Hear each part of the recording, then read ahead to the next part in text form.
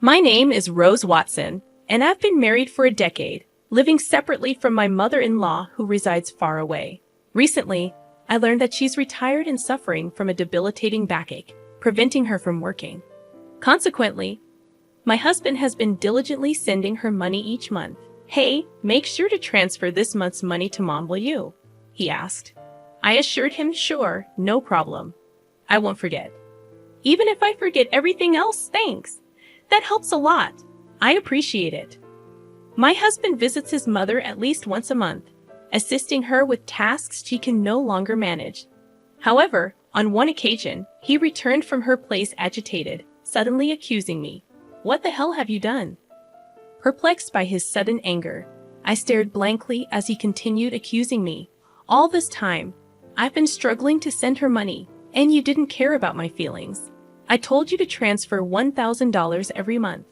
"I did transfer it," I insisted. "I'm telling you it's not been transferred. Do you have any idea how hard it is to send that $1,000? "I understand. I've had to take part-time jobs and scrounge for money just for that," he retorted. "Knowing all that, why didn't you send it?" "I did send it." "Why are you saying this?" "Just calm down a bit," I urged. "How can I be calm when Mom is struggling because she doesn't get the money from me and has even started doing piecework?" he exclaimed. "But I definitely did send it." "Are you saying my mom is lying?" I questioned. "Then there's no way my mom would lie to me. You can't just make an assumption and then get mad when it's not true. I don't even know why this is happening. I've been sending her the money you give me every month. Then why is she doing piecework? She's in pain, lifting heavy boxes. I don't know about that. I haven't seen it. You never go to my family home. I go every month, but you never come with me. You just don't care about my mom," he accused. "That's not true. There's no need for me to go every month, and it's so far away. I don't want to waste my only day off," I defended. "Waste your day off? It's visiting family. How can that be a waste?" he argued. "Well, that's your family. You wouldn't think twice about it, but you don't go to my family's house, do you?" I responded. "Of course not. You married into my family, but I didn't marry into yours. You shouldn't say things like that. It only causes trouble," he countered. "You're the one causing trouble," I muttered to myself, wondering if he even realized what he was saying. Frustrated, I tried to escape to the kitchen, but he followed me, still angry. "Huh. I'm not running away. I just want you to calm down. Maybe we should have a coffee and talk this through," I suggested. "I don't need that. Give me back all the money I've been giving you to send to my mom," he demanded. "Why are you saying that? I'm your wife of 10 years. I've never lied to you. You should just believe me when I say I've sent it," I pleaded. "I bet you've been spending my money. What'd you buy? Where's the $1,000 going every month?" he accused. "If I had bought something, there'd be new things in the house, right? But there aren't. If it were clothes, there'd be new clothes, but there aren't. I haven't bought a single piece of jewelry since we got married." "I don't understand why you're accusing me," I defended. "Even so, you must be using it for something. Or maybe you're saving it for yourself? Planning to leave me?" he speculated. "Why would you even think of divorce?"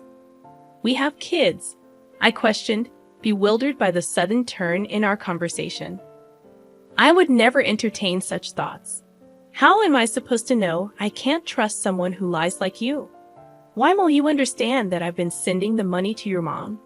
Then why isn't it reaching her?" "I have no idea. Could you be sending it to the wrong place? No way.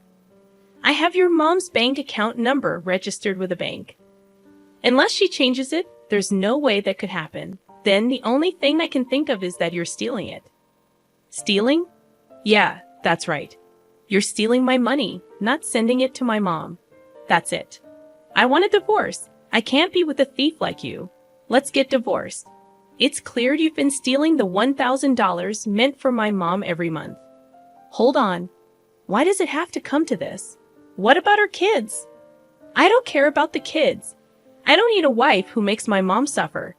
No matter how much I tried to have a rational conversation, my husband just couldn't stay calm. And to say he didn't care about our kids, I've been desperately trying to make him believe me, but it's been hours of getting nowhere. Then there's nothing else to be done. After 10 years together, thinking this, I quietly responded to his demand for divorce. All right, divorce it is. Kicked out by my husband, I left the house with our child. Make sure you file the divorce papers. Conveniently, he had already prepared the divorce papers, as if he knew this would happen. I never thought I'd have to sign something like this, but now there was no other choice. I left the house, went straight to the office to file the papers, and decided to stay at my parents' house for now. My child was shocked by the sudden turn of events, but all I could do was reassure them with empty words. It's going to be okay. Then, after settling down in a new place with my child, I got a call from my ex-husband, Mark. Something weird is happening. Out of the blue, Mark started talking as if we were still married. What do you want with me, a stranger? Now, I know we're strangers. You call me suddenly. Don't even ask about your child, and say something weird is happening. You sound much weirder, you know. Well, here's the thing. I've been sending the money to my mom myself, but she says it's not being transferred. Maybe you're not transferring it. That's impossible. I did it myself. I don't know about that. Maybe you're doing it unconsciously, or perhaps you only dreamed you did it. Don't compare me with you. Then don't call me. I'm not free to deal with this. You're working as usual. So, you're free. How much more will he belittle me? He must think I'm just sitting around doing nothing. My bank statement shows I sent the money. The money's been withdrawn, but my mom says she didn't receive it. What do you think that means? Maybe you sent it to the wrong person. Then where did I send it? I don't know. Maybe you're giving it to some other woman. That's ridiculous to me. It's ridiculous to even have this conversation, but Mark doesn't seem to think so. Anyway, I have nothing to do with it. Wait, that's too cold. You can't just cut ties so easily. I'm not cold. The moment you decided on divorce, you were out of my life. How can you cut ties so easily? A woman doesn't look back. What's the use of dwelling on the past? On you, it's a waste. I'm in trouble here, not my problem. Can't you at least listen to me? How utterly self-centered. All right then, start from the beginning. Tell me what's happening and what's going on. Well, it was the day I said I wanted a divorce, remember? I went to check on Mom at her house, right? I asked her why she was doing piecework, even though I send her $1,000 every month. She said she hadn't received any transfers, so she had to do piecework to get by. Now I get it. That's why you were so angry, and you thought I was pocketing the money. Yeah, that's right. But even when you transferred it yourself, it didn't get there. Yeah, that's what's happening. So doesn't that mean it wasn't me? Well, I don't know about that. When you were in charge, maybe you were pocketing the money. That's awful. If that's what you think, then I'll go to your family's house myself. What are you going to do there? Maybe I'll find out something if I go. Yeah, maybe. So we ended up going to my husband's family house together for the first time in a while. When we got there, his sister was there. Oh, why are you here, Selena? I came back because I'm worried about Mom. What about your husband? We're divorced, just like Mark. Oh, so you divorced and came back to your family home? Yes, I did. When did you come back? 6 months ago. 6 months? Never mind that. Mom, is it true that you didn't receive the money I sent? It's true. It doesn't change the fact that the money wasn't received, whether both of you are here or not. But did you print out your account record in your bank book lately? Yes, I did. Just 2 days ago. Can I see the bank book? Sure, you can't show that. Why would you show a bank book to someone else? You're a stranger now. Why would you think she'd show you something so important? Are you out of your mind? But we can't know if the money really wasn't deposited unless we check. You don't need to see it. Then I'll look. I'm her son. It shouldn't matter. Fine, look. There's hardly anything in there anyway. My mother-in-law said this, and then fetched the bank book from a drawer in the next room. But when we looked at the bank book, there were deposits and withdrawals. Look, Mark, there's a deposit from you here, and it was withdrawn the next day. That's quite punctual. Before this, even if you deposited it, it wasn't withdrawn immediately. I couldn't go to the bank much because of my back pain. I would wait until it was absolutely necessary, but since Selena came back, she's been going to the bank for me, which has been a big help. Ever since Selena returned, she's been the one going to the bank. The money was always withdrawn the next day, according to the bank book. Mark and I instinctively looked at her. What? I don't know anything about this, she said desperately. But from what we see here, it looks like you withdrew it, Selena. Mom doesn't go to the bank, and maybe someone else has Mom's card and is withdrawing the money every month. I don't have a card. I'm afraid of losing it, so I never made one, she replied anxiously. Tell the truth, Selena, Mark urged. All right, it was me. Mom told me to withdraw the $1,000 she was getting each month. I saw it was being deposited every month, so I thought borrowing a little bit would be okay. If you're borrowing it, are you planning to pay it back? I interjected. I intend to pay it back. I just don't have the money for it right now, she confessed. Why would you do such a thing? Mark questioned. I really needed the money. I only borrowed it because I had to. Besides, Mom's managing to get by. Isn't that fine? Selena justified. Were you that desperate for money?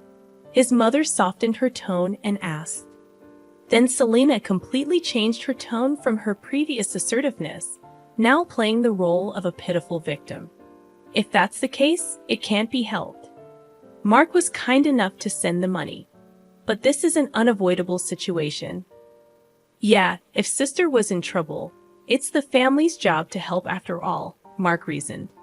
Despite his rage and accusations towards me, Mark forgave his sister as if nothing had happened. Hey, I was called a thief over this, and now you're just going to let it go because it's your sister. It can't be helped. She said she's in trouble. That's fine for your money, but don't you have something to say to me? I challenged. Not really. No, not even an apology after all the horrible things you said to me. Why should I apologize? I don't see any need to. I was hurt by what you said, Mark defended. Such a fragile mental state, I muttered to myself. Anyway, it's not like I did anything wrong, right? Selena was having a hard time, so this happened. It's not Mark's fault. He doesn't need to apologize, his mother supported. Isn't this just like being completely surrounded by enemies? Even if I speak the truth, this place is hostile territory. There's no doubt that anything I say will be met with opposition. Even though a quick look at the bank book would have clarified everything, I had to travel all this way just to be treated like this. Fine, if cutting ties with you costs me this much, it's a small price to pay. I'm leaving. Drive me to the station, I demanded. Why do I have to take you? We're divorced, remember? I don't have to do anything for you, a stranger, Mark retorted. Because I came all this way for you. You asked me for help, I argued. Did I? I don't remember asking you to come. I just wanted some advice. You came here on your own. You can leave on your own too. Mark snapped. That's right. You're not a couple anymore. Why should he take you? It makes sense for a husband, but not for a stranger, his mother added. What a group. No thank you or sorry for solving the issue. After spending 10 years with such a man, it felt like such a waste of time. Fine, I'll take a taxi. I don't need you, I declared, frustrated. I called the taxi and somehow managed to get home. As I arrived home, tears of frustration streamed down my face, and I swore never to listen to that man again. However, after a while, my husband called me. Maybe he had changed his mind and was about to apologize for what happened. Perhaps he'd explain that he had to act that way in front of his sister and mother. But my expectations were shattered. Can you lend me some money? He asked abruptly. Shouldn't you say something to me first? Oh, long time no see, I replied. That's not what I mean. You're being troublesome, you know. It's not normal to ask for money without even apologizing first. That's not true. We were a married couple after all. You could say we were a united fate. That's not the case anymore. The day we split up, our united fate dissolved. I still think we're a united fate, though. He keeps saying whatever he wants. So lend me some money, will you? Why? The truth is, I found out Selena has a huge debt. Wait, it's been quite a while since that day. Didn't you ask her what she spent the money on? I couldn't ask her that.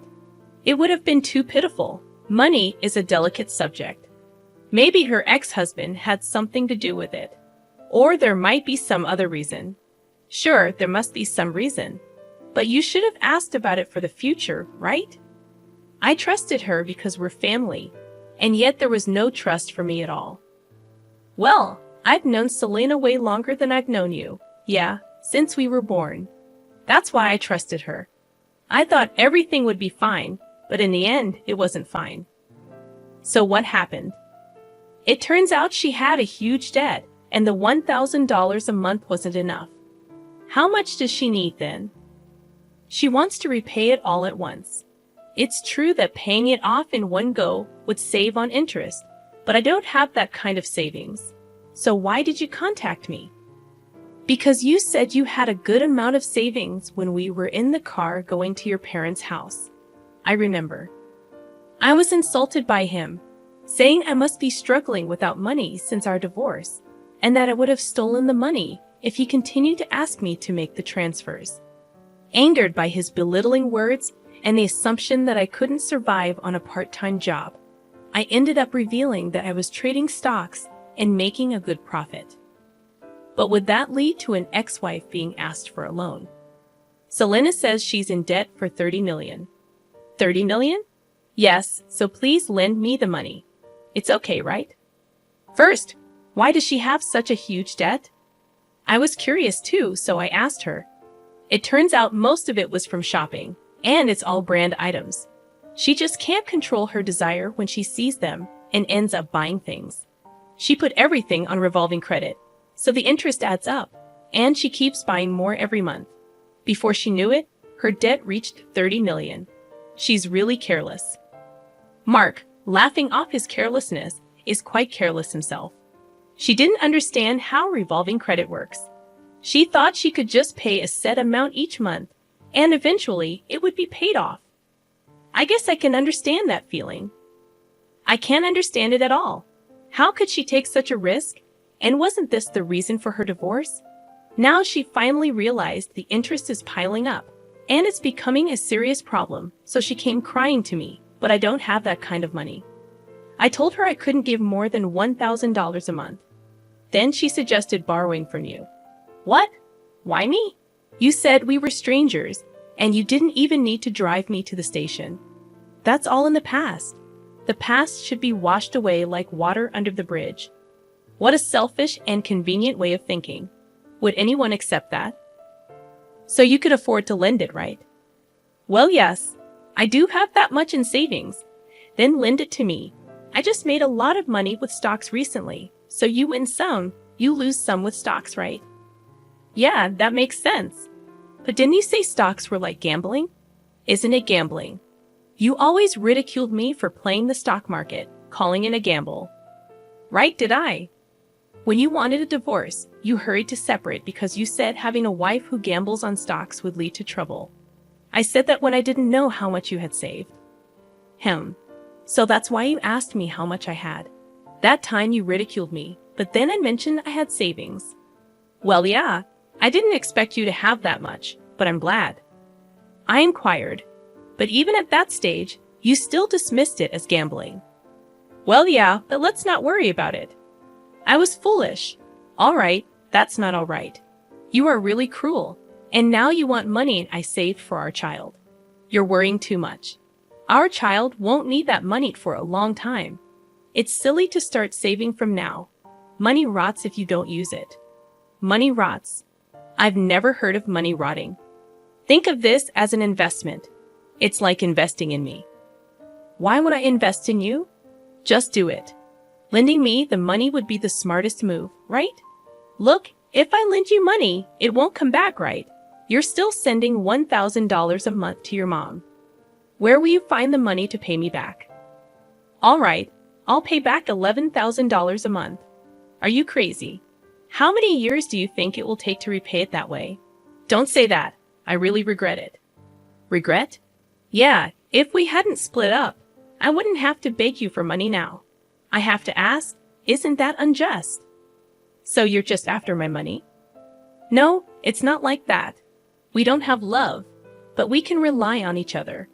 It feels like I'm only being relied upon. You're so rigid. Thinking like that won't make you happy. We could even remarry. I didn't mind our marriage that much. Wow, I do mind. I don't want to be with someone who can't apologize. Fine, I apologize.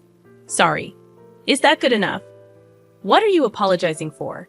Explain in 400 characters or less what you did wrong. Ah, I just apologized because you said so. Pathetic. Don't ever call me again. Why? I apologized? So will you remarry me or help me? My sister is suffering. Shut up. Go to hell. Saying so, I forcefully ended the call and blocked his number. Later, I heard from mutual friends that Mark, despite saying it was impossible, couldn't refuse Selena. Being not only constantly nagged by Selena, but also persuaded by his mother to help. Consequently, he ended up borrowing money from a consumer finance company to repay her debt in full. Everything was settled, assuming Selena would work and gradually repay the debt. They thought so. However, far from working, she resumed her shopping habits. Despite having suffered before, she again made purchases on revolving credit. This burden eventually fell directly upon Mark to handle. When they confronted her about why things turned out this way, she reportedly said, "I never intended to buy anything. By the time I realized it, I had already processed the credit." Mark and his mother, naively believing Selena's words, just accepted it, saying she must be sick. They neither devised any solutions nor took her to a hospital, despite thinking she is ill. While saying this, Selena, wearing expensive clothes and jewelry, is reportedly laughing over tea with friends, saying, "Really, Mark is so easy to manipulate." Eventually, they couldn't escape the debt and had to sell their family home. Now Mark, his mother, and Selena ended up living together, but they couldn't afford the rent for the apartment they used to live in. So the three of them moved. Apparently, their life is quite difficult now. It seems only Selena is enjoying it. But neither Mark nor his mother realized this. On the other hand, I continued to profit from the stock market and now live a comfortable life in a spacious apartment with my child.